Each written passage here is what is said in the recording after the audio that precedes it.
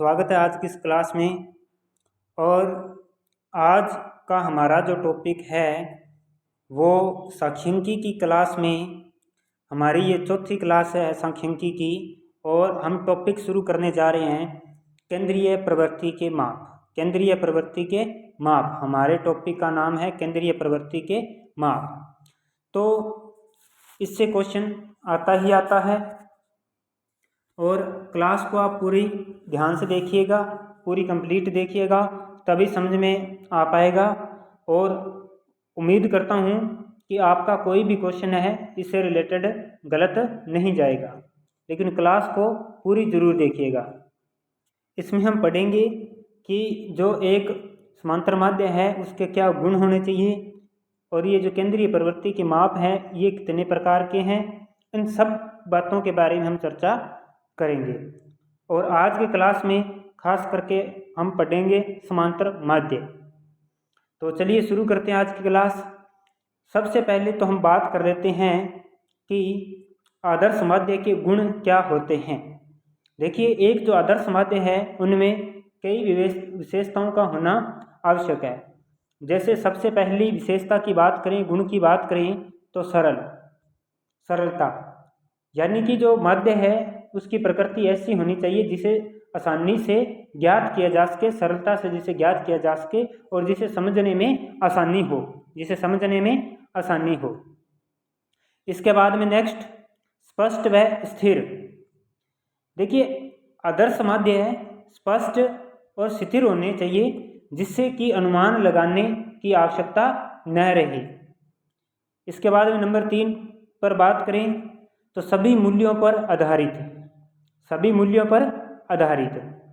ठीक है, देखिए, एक जो आदर्श माध्य है उन्हें सभी मूल्यों पर आधारित होना चाहिए वह है, क्योंकि अगर सभी मूल्यों पर आधारित न हो तो ऐसा जो माध्य है वो असंतोषजनक माना जाता है। अब आगे बात करें तो निरपेक्ष मूल्य है। देखिए, निरपेक्ष मूल्य से क्या अर्थ है कि यहाँ पर जो एक आदर्श माध्य है वो निरपेक्ष होना चाहिए, न कि सापेक्ष होना चाहिए। और बीजगणितीय विवेचन, तो ये एक आदर्श माध्य की यह विशेषता होनी आवश्यक है एक आदर्श माध्य में कि उसका बीजगणितीय विवेचन सरलता से किया जा सके। और लास्ट में बात करें प्रतिचयन के परिवर्तनों का न्यूनतम प्रभाव। देखिए, आदर्श माध्य उसे ही माना जाता है जिसमें प्रतिचयन के परिवर्तनों का कम से कम प्रभाव पड़े। इसके बाद में हम बात करते हैं कि केंद्रीय प्रवृत्ति के माप कौन कौन से हैं, कितने इनके टाइप हैं और आगे उनको कितने भागों में विभाजित किया जाता है। तो यहाँ पर हम बात करें तो केंद्रीय प्रवृत्ति के माप मुख्य रूप से 3 प्रकार के हैं। एक तो आता है गणितीय माध्य, फिर स्थिति माध्य और फिर व्यावसायिक माध्य। तो 3 प्रकार के केंद्रीय प्रवृत्ति के माप होते हैं, गणितीय माध्य, स्थिति माध्य और व्यावसायिक माध्य। अब गणितीय माध्य के अंदर बात करें तो गणितीय माध्य के अंदर समांतर माध्य, गुणोत्तर माध्य, हरात्मक माध्य और वर्गीकरण माध्य इसके अंतर्गत आते हैं। गणितीय माध्य के अंतर्गत समांतर माध्य, गुणोत्तर माध्य, हरात्मक माध्य और वर्गीकरण माध्य इसके अंतर्गत आते हैं। इसके बाद में नेक्स्ट बात करें स्थिति माध्य की, तो देखिए, स्थिति माध्य के अंतर्गत आता है बहुलक और मध्यिका। स्थिति माध्य के अंतर्गत बहुलक और मध्यिका आते हैं। और व्यवसाय के अंदर बात करें तो चल माध्य, प्रगामी माध्य और संग्रथित माध्य आते हैं, जिन्हें हम विस्तार से सभी को पढ़ेंगे जो हमारे सिलेबस में है, जो हमारे पाठ्यक्रम में है, केवल हम उन्हीं का अध्ययन करेंगे। और बड़ा शानदार अध्ययन करना है ताकि एग्जाम में कोई भी क्वेश्चन आ जाए हमारा क्वेश्चन गलत नहीं होना चाहिए। ये तो बात होगी केंद्रीय प्रवृत्ति के माप की। अब हम शुरुआत करते हैं गणितीय माध्य से। कहाँ से शुरुआत करते हैं हम? गणितीय माध्य से शुरुआत करते हैं, मैथमेटिकल एवरेज। तो सबसे पहले हम जो है इसमें पढ़ेंगे समांतर माध्य। क्या पढ़ेंगे? समांतर माध्य। सामान्य तौर पे समांतर माध्य का अर्थ लिया जाता है औसत से, ठीक है।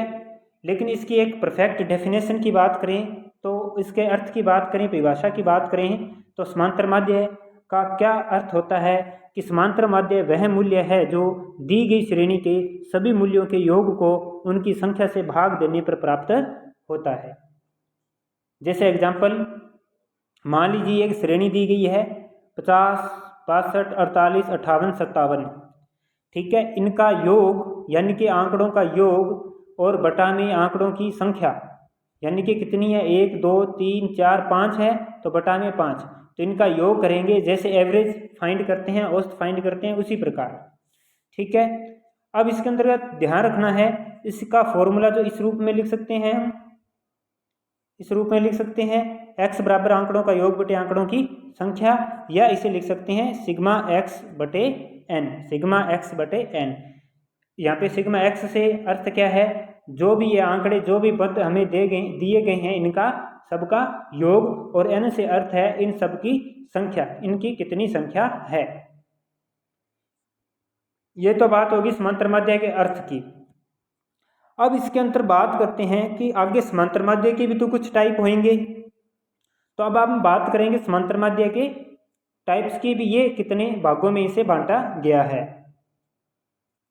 अगर हम बात करें समांतर माध्य की, तो समांतर माध्य के अंतर्गत देखिए व्यक्तिगत श्रेणी, खंडित श्रेणी, सतत या अखंडित या इसे अविच्छिन्न श्रेणी भी कहा जाता है।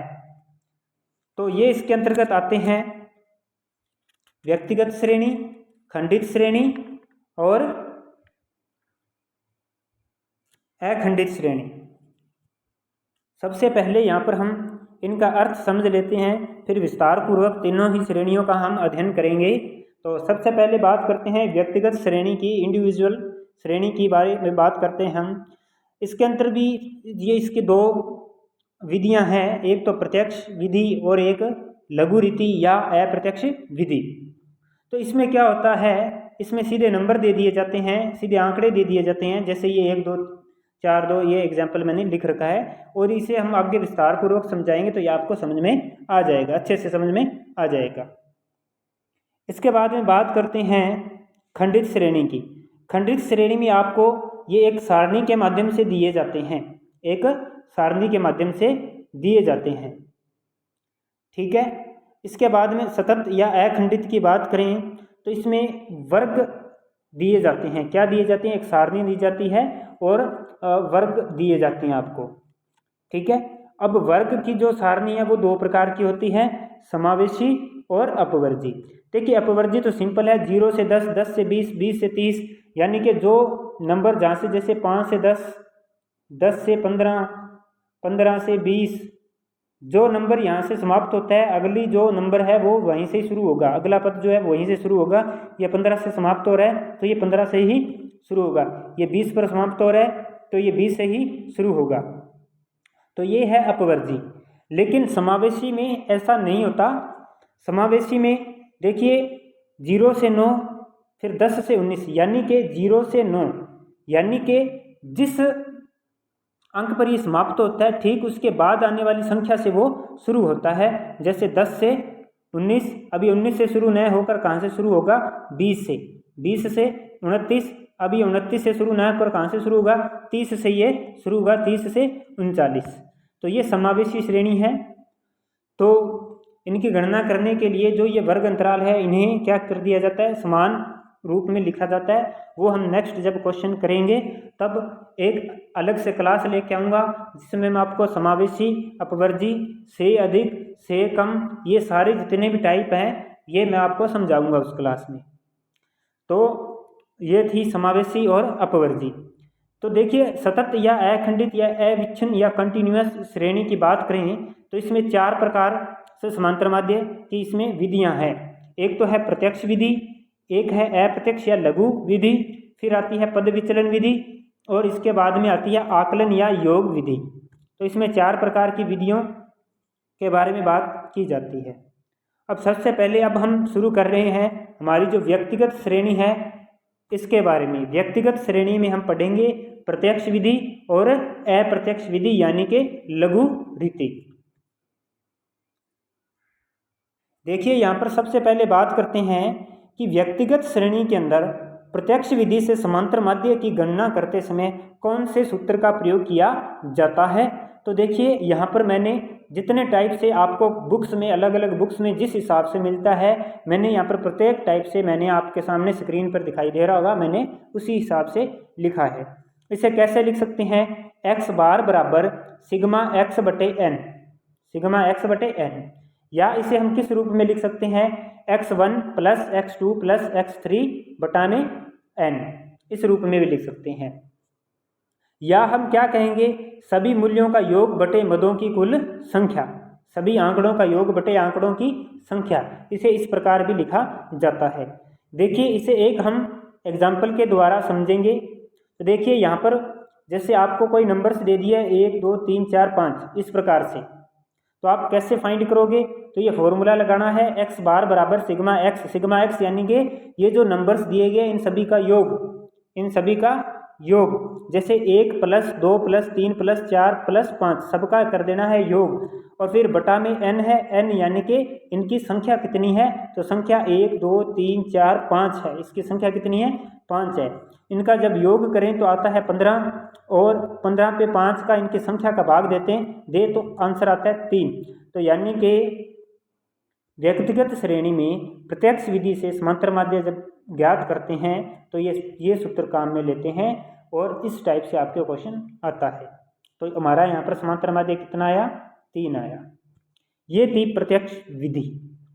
अब इसके बाद में बात करते हैं अप्रत्यक्ष विधि से अगर हमें समांतर माध्य फाइंड करना हो तो कौन सा फॉर्मूला उसके अंदर लगता है। अब बात करते हैं हम अप्रत्यक्ष विधि की। देखिए अप्रत्यक्ष विधि को लघु रीति भी कहा जाता है, लघु विधि भी इसे कहा जाता है। देखिए यहाँ पर क्या है, फॉर्मूला कौन सा काम में लिया जाएगा, तो x बार बराबर a प्लस सिग्मा dx बटे n। यहाँ पर a से क्या अर्थ है, a से अर्थ है हमारा कल्पित माध्य, कल्पित माध्य यानी अज्यूम्ड मीन, कल्पित माध्य यानी कि अज्यूम्ड मीन। ठीक है, उम्मीद कर रहा हूँ कि आपको समझ में आ रहा होगा। ठीक है, तो अप्रत्यक्ष विधि से समांतर माध्य की गणना करते समय हम इस सूत्र का प्रयोग करते हैं a प्लस सिग्मा dx बटे n। ठीक है, अब यहाँ पर ये जो dx दिया हुआ है यानी कि d, इस d से हमें जो है समांतर माध्य की गणना करनी होती है dx से। तो देखिए जैसे एक एग्जाम्पल लिया है कि यहाँ पर दिया है क्रम संख्या, इस हिसाब से 1 2 3 4 5 ये क्रम दे दिया, और ये हमें x की वैल्यू दे दी। अब बात करते हैं हमारा जो dx है वो कहाँ से आएगा, d कहाँ से आएगा। तो d के लिए हमें क्या करना पड़ेगा, सबसे पहले d के लिए हमें x में से a को माइनस करते जाना है, x में से a को माइनस करता जाना है। a का मतलब क्या है, कल्पित माध्य। अब कल्पित माध्य में क्या होता है कि जो ये x वाली वैल्यूज जो दी हुई हैं इनमें से हमें कोई एक मान मानना होता है, अपनी तरफ से मानना है, जैसे 10 12 18 25 32 है, इनमें से आप चाहो तो पहला मान मान सकते हो, दूसरा तीसरा कोई भी मान इसमें से आप मान सकते हो। वैसे इसमें अगर हम पहला मान अगर माने तो हमारी जो यहाँ पर आपको दिखाई दे रहा है ये माइनस की वैल्यू जा रही है, प्लस की वैल्यू आ रही है, तो ये माइनस और प्लस की वैल्यू नहीं आएंगी, जितने भी सभी मान है वो धनात्मक ही आएंगे। जैसे कि मैं आपको बता देता हूँ, जैसे यहाँ पर तो कल्पित माध्य 18 लिया है, लेकिन मैं ये जो कल्पित माध्य है ये मैं 10 मान लेता हूँ, कितना 10 मान लेता हूँ। अब देखिए 10 में से हम क्या करेंगे, 10 में से x माइनस a यानी कि इसमें से ये 10 घटाएंगे, तो 10 में से 10 माइनस किया तो आएगा 0, फिर 12 में से 10 घटाएंगे तो आएगा 2, फिर 18 में से 10 माइनस करेंगे तो आएगा 8, और फिर 25 में से 10 माइनस करेंगे तो आएगा 15, और फिर 32 में से हम अगर 10 माइनस करेंगे तो हमारा उत्तर आएगा 22। तो देखिए कोई भी वैल्यू जो है, कोई भी वैल्यू प्लस और माइनस की नहीं आई, माइनस की नहीं आई, सभी वैल्यू जो हमारी प्लस की ही आई हैं। इससे क्या होगा, गणना करना सरल हो जाएगा, गणना करना बिल्कुल इजी हो जाएगा। लेकिन अगर क्वेश्चन में दे दे कि इतना मान के हमें फाइंड करना है, तो जो क्वेश्चन में दिया है वही मानना है, फिर हमारी ये जो प्लस माइनस की वैल्यूज हैं ये आती हैं। अब जब 18 मान लिया गया तो 10 में से 18 माइनस करेंगे, तो 10 में से 18 माइनस करेंगे तो माइनस का 8 आएगा, और 12 घटाएंगे तो माइनस का 6 आएगा, 18 में से 18 माइनस करेंगे तो 0 आएगा, और 25 में से 18 माइनस करेंगे तो हमारा प्लस का 7 आएगा। अब यहाँ पे प्लस की वैल्यू क्यों आ गई और ये माइनस की वैल्यू क्यों आई? क्योंकि देखिए जब 10 में से 18 माइनस किया जाता है तो यहाँ पर जो माइनस की संख्या है वो बड़ी है, तो जो हमारा चिन्ह आएगा संख्या के साथ वो भी किसका आएगा? माइनस का ही आएगा। छोटी संख्या में से बड़ी संख्या घटाई जाएगी तो माइनस का आएगा। लेकिन यहाँ पर देखिए 25 में से 18 घटाएंगे तो बड़ी संख्या में से छोटी संख्या घट रही है, तो यहाँ पर प्लस का 7 आएगा। तो अब यहाँ पर हम क्या करेंगे? माइनस की वैल्यू को अलग जोड़ लेंगे और प्लस वाली वैल्यू को अलग जोड़ देंगे, फिर उनका प्लस माइनस करेंगे तो यहाँ पर प्लस की वैल्यू 21 हो गई, माइनस की 14। 21 में 14 माइनस करेंगे तो हमारा जो आंसर है सिग्मा dx जो है वो कितना आएगा? प्लस का 7 आएगा। अगर यहाँ पर प्लस की वैल्यू आती है तो हमें प्लस की वैल्यू रखनी है, माइनस की वैल्यू आती है तो हम माइनस की वैल्यू रखेंगे।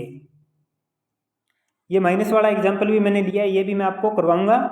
अब यहाँ पर एक तो हमें n की यानी कि ये जितने नंबर है इनका योग कितना है, और एक सिग्मा dx की आवश्यकता पड़ेगी। अब फॉर्मूला क्या लगेगा? x बार बराबर a प्लस सिग्मा dx बटे n। अब यहाँ पर a कितना था? a 18 था, और ये जो सिग्मा dx है ये कितना है? 7 है, और n जो है n कितना है? n 5 है। तब 5 का जब 7 पे हम डिवाइड करते हैं, भाग करते हैं, तो हमारा जो आंसर निकल के आता है वो आता है 1.4। अब 18 में प्लस कर देंगे 1.4 तो हमारा जो समांतर माध्य है वो आ जाएगा 19.4, 19.4। ठीक है। अब एक और एग्जांपल देखिए, यहाँ पर तो मैंने ये प्लस का लिया है और यहाँ पर मैं आपको माइनस का ले रहा हूँ। ठीक है, यहाँ पे माइनस की वैल्यू लेके ये आपको बता रहा हूँ। अब देखिए ये एग्जाम्पल है, x दिया गया है 50, 45, 60, 55, 40, ये x की वैल्यू दी गई है। यहाँ पर हमने a मान लेना है, जैसे a मान लिया गया है 55। अब क्या करेंगे? हम इस x में से a को माइनस करते जाएंगे, यानी कि ये जो x की वैल्यू है इसमें से हर बार हम 55 माइनस करते जाएंगे। तो 50 में से 55 माइनस करेंगे तो माइनस का 5, 45 में से माइनस करेंगे तो माइनस का 10, 60 में से, अब यहाँ पे ये बड़ी वैल्यू आ गई तो 60 में से जब हम 55 माइनस करेंगे तो हमारे पास बचेगा प्लस का 5, तो ये प्लस का 5। 55 में से 55 माइनस किए तो 0, और 40 में से 55 को माइनस किया तो माइनस का 15। यहाँ पर क्या किया? माइनस माइनस की वैल्यूज़ को हमने अलग प्लस कर लिया, तो ये हो गए माइनस के जुड़ के हो गए 30, और प्लस का केवल 5 है। अब प्लस माइनस करेंगे तो हमारा जो सिग्मा dx है वो कितना आएगा? माइनस का 25 आएगा। अब ये फॉर्मूला पुट कर देंगे, x बार बराबर a प्लस सिग्मा dx बटे n। यहाँ पर a का मान कितना था? 55, और यहाँ पर ये बात ध्यान दीजिएगा कि ये यहाँ पर ये तो प्लस है और ये यहाँ पर माइनस है, तो ये प्लस माइनस क्या बन जाएगा? माइनस हो जाएगा। प्लस माइनस माइनस, यानी कि 55 में से ये यहाँ पर कैंसिल हो गया, ये 25 है, 5 से कैंसिल हो गया तो आया 5। तो अब यहाँ पे 55 में से हम 5 जब माइनस किया तो हमारा आंसर आया 50। तो ये ध्यान रखिएगा कि यहाँ पर क्या था? यहाँ पर था 55 प्लस यहाँ पर माइनस का 25 था। अब ये माइनस और प्लस क्या हो गए? प्लस माइनस माइनस हो गए, तो 55 माइनस आ जाएगा। ठीक है, ये ध्यान रखिएगा। ठीक है, तो ये था व्यक्तिगत श्रेणी के अंतर्गत प्रत्यक्ष विधि और अप्रत्यक्ष विधि। अब हम बात करेंगे नेक्स्ट, जो खंडित श्रेणी है, जो खंडित श्रेणी है उसके अंतर्गत बात करेंगे हम डायरेक्ट मेथड की और शॉर्टकट मेथड की, यानी कि प्रत्यक्ष विधि, अप्रत्यक्ष विधि, या जिसे लघु विधि भी कहा जाता है। तो देखिए खंडित श्रेणी की बात अब हम करते हैं। देखिए खंडित श्रेणी में आपको क्या होता है? एक सारणी दी जाती है और साथ में आपको x के वैल्यू के साथ साथ में आपको बारंबारता दी जाती है। x तो की वैल्यू के साथ साथ क्या दी जाती है? आपको बारंबारता, फ्रिक्वेंसी दी जाती है। तो इसकी अगर हम खंडित श्रेणी में प्रत्यक्ष विधि की बात करें और इसके सूत्र की बात करें तो सूत्र क्या आएगा, एक्स बार बराबर सिग्मा एफ एक्स बटे sigma F, sigma F x बटे सिग्मा एफ। तो यहाँ पर देखिए ये दो एग्जाम्पल लिए हैं मैंने। तो इसमें सबसे पहले अगर हम बात करें पहले एग्जाम्पल की, तो ये एक्स 1 2 3 एक्स की वैल्यू दी है और एफ फ्रिक्वेंसी दी है 3 2 4। ठीक है, ये मैंने एग्जाम्पल छोटे लिए आपको केवल समझाने की दृष्टि से, और उम्मीद कर रहा हूँ कि आपको अच्छे से समझ में आ रहा होगा। अब आपको ये इतनी वैल्यू आपको दी होगी, आपने सिर्फ क्या करना है, बिल्कुल छोटा सा काम करना है कि f को x के साथ मल्टीप्लाई कर देना है। f को x के साथ मल्टीप्लाई, ये यहाँ पर दिखाई दे रहा होगा, f को x के साथ मल्टीप्लाई कर देना है। जब f को x के साथ मल्टीप्लाई करेंगे तो यहाँ पर देखिए गुणा करेंगे तो 3 एकम 3, फिर 2 दूनी 4, फिर 4 तिये 12, गुणा हो गया। अब फॉर्मूला क्या कह रहा है, फॉर्मूला कह रहा है कि सिग्मा एफ एक्स, यानी कि जो हमने एफ और एक्स का गुणा किया है और जो हमारी वैल्यू आई है उनका योग कर दो। तो यहाँ पर सिग्मा एफ एक्स यानी कि 12 4 3 को जोड़ें तो आता है 19, और फिर फॉर्मूले में देखें तो सिग्मा एफ यानी कि ये जो फ्रिक्वेंसी या बारंबारता इनका योग कर लो, इनका योग करते हैं तो आता है 9। अब फॉर्मूले में इसकी वैल्यू जो है पुट कर देंगे तो सिग्मा एफ एक्स की वैल्यू है 19 और सिग्मा एफ की वैल्यू है 9। जब इसका इस पर डिवाइड देंगे तो हमारा आंसर आएगा 2.11। तो ये था प्रत्यक्ष विधि के अंतर्गत। इसका अगर एक और एग्जाम्पल देखें तो देखिए एक और एग्जाम्पल इसका, ये हमें प्राप्तांक दिए हैं यानी कि x की वैल्यू दी है और ये यहाँ पर आवर्ती यानी कि f दी है, फ्रिक्वेंसी दी है। अब ये दोनों दिए होने पर हम क्या करेंगे, f का गुणा कर देंगे x के साथ। जैसे 15 का 5 से किया 75, 8 का 8 से किया 64, 11 का 10 से किया 110, 14 का 5 से किया 70 और 17 का 12 से किया 204। फिर हमने क्या करना है, इनका योग कर लेना है। सिग्मा एफ एक्स का क्या कर लेना है, हमने योग कर लेना है। तो इनका जोड़ करते हैं तो हमारा आता है 523। अब फॉर्मूले के अंदर इनका मान पुट कर देना है। एक हमें चाहिए इसका योग, सिग्मा एफ का योग चाहिए। तो एक्स बार बराबर सिग्मा एफ एक्स बटे सिग्मा एफ बराबर 523 बटे 50। तो इसका जो हम डिवाइड करेंगे तो हमारा जो आंसर निकल के आएगा वो आएगा 10.46। ठीक है, तो ये थी प्रत्यक्ष विधि, डायरेक्ट मेथड। अब इसके बाद में हम बात करते हैं खंडित श्रेणी के अंतर्गत अप्रत्यक्ष या लघु विधि की बात करते हैं। यहाँ पर देखिए अप्रत्यक्ष या लघु विधि में क्या होता है, सबसे पहले फॉर्मूला देखते हैं। तो यहाँ पर फॉर्मूला जो लगेगा, फॉर्मूला लगेगा a plus sigma F D बटे sigma F, a plus sigma F D बटे सिग्मा एफ। अब यहाँ पर d आ गया, जैसे हमने जो व्यक्तिगत श्रेणी में देखा था कि d आ रहा था और d को हमने फाइंड कैसे किया था, d को हमने फाइंड किया था x माइनस ए से। बस वही सेम काम यहाँ करना है, बस फ़र्क क्या है, वहाँ पर हमें केवल x वैल्यू दी हुई थी और यहाँ पर हमें फ्रिक्वेंसी आवर्ती दी हुई है। तो ये एक एग्जांपल लिया गया है, तो जहाँ पर x दिया है और f दिया है, तो x और f के दिए होने पर हम अगर अप्रत्यक्ष विधि से अगर हम समांतर माध्य की गणना करते हैं तो सबसे पहले हमें a मानना पड़ेगा, यानी कि कल्पित माध्य को मानना पड़ेगा। और कल्पित माध्य माना जाता है x में से, किस में से माना जाता है, x में से ये माना जाता है। ये बात आप ध्यान में रखिएगा। तो यहाँ पर कल्पित माध्य 15 मान लिया। अब क्या करेंगे, इसमें से ये माइनस करते जाना है, यानी कि 5 में से 15 घटाएंगे तो हमारे पास आएगा माइनस का 10। ये डी हमारा फाइंड हो रहा है। 10 में से हम 15 घटाएंगे तो आएगा माइनस का 5, फिर 15 में से 15 माइनस करेंगे तो आएगा 0, फिर 20 में से 15 माइनस करेंगे तो आएगा प्लस का 5, और फिर 25 में से 15 माइनस करेंगे तो आएगा प्लस का 10 आएगा। इसके बाद में क्या करना है, इसके बाद में आपने f का और इस d का कर देना है मल्टीप्लाई, गुणा कर देना है, आपस में इनका गुणा कर देना है। ठीक है, तो जब 25 का हम 10 के साथ करेंगे तो 250, लेकिन किसका, माइनस का, क्योंकि यहाँ पर माइनस लगा हुआ है। 20 का अगर हम 5 के साथ करेंगे तो 20 5 100, और 15 का 0 से करेंगे तो 0, और 30 का 5 के साथ करेंगे तो 150 प्लस का आएगा यहाँ पर, और 10 का 10 के साथ करेंगे तो 100, ये भी प्लस का आएगा। अब यहाँ पर हमने क्या करना है, माइनस की वैल्यू अलग जोड़ लेनी है और प्लस की वैल्यू अलग जोड़नी है और फिर इनका प्लस माइनस करते हैं। तो जिसका मान ज़्यादा है, यहाँ पर देखिए माइनस वाली संख्या ज़्यादा है, कितनी ज़्यादा है, 100 ज़्यादा है, तो ये माइनस का 100 जो है वो सिग्मा एफ डी एक्स का इसका योग हो जाएगा, इसका योग हो जाएगा ये इसका, क्योंकि हमें ये चाहिए, एक तो हमें सिग्मा एफ डी चाहिए, एक सिग्मा एफ चाहिए और एक हमें चाहिए ए यानी कि कल्पित माध्य। अब अगर इसके अंदर हम मान पुट करते हैं तो देखते हैं ए कितना माना था, ए हमने माना हुआ है 15, ए माना है 15 और जो सिग्मा एफ डी एक्स है वो कितना आया है, वो आया है माइनस का 100, कितना है माइनस का 100 आया है। और जो सिग्मा एफ है, सिग्मा एफ कितना है 100 है, ये कितना है 100 है। तो यहाँ पर देखिए 100 ये एक बार भाग गया और हमारे पास यहाँ पर कितना बचा 15, लेकिन यहाँ पर देखिए प्लस माइनस माइनस और ये 1 का 1, अब 15 में से एक घटा देंगे तो हमारे पास बचेगा 14, तो जो 14 क्या है हमारा आंसर है। तो उम्मीद कर रहा हूँ कि आपको अच्छे से समझ में आया होगा। तो ये थी आपकी समांतर माध्य ज्ञात करने की जो व्यक्तिगत श्रेणी और खंडित श्रेणी, व्यक्तिगत श्रेणी और खंडित श्रेणी, जिनमें हमने दो टाइप पढ़े हैं। एक तो पढ़ा है हमने प्रत्यक्ष विधि और साथ में हमने पढ़ी है अप्रत्यक्ष विधि, जिसे लघु विधि भी कहा जाता है। ठीक है, तो उम्मीद कर रहा हूँ कि आपको अच्छे से समझ में आया होगा।